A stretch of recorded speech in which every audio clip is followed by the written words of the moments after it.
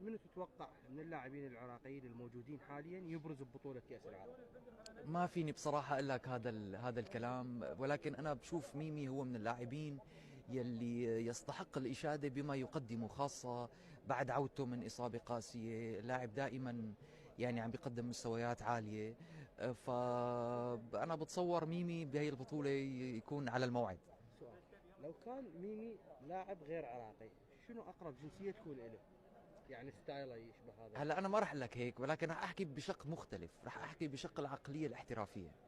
نحن بفتره سابقه اتت يعني حسب ما سمعنا من وسائل الاعلام كان في عروض كتير كبيره لميمي من دوريات اوروبيه مختلفه. ما رح اقول لك انا شو الجنسيه اللي ما كان عراقي، هو شو كانت جنسيته ما بعرف انا. بس انا بقول انه هو لو كان عنده عقليه احترافيه اكثر بهداك الوقت لما كان صغير بالعمر، كان ممكن فضل الاحتراف باوروبا. يمكن هو هلا اكتسب هي العقليه الاحترافيه، بتصور ممكن هلا هو يكون صار رايه مختلف. لو قال، يمكن هو قال انا لو يرجع فيني الوقت كنت احترفت باوروبا، ما بعرف.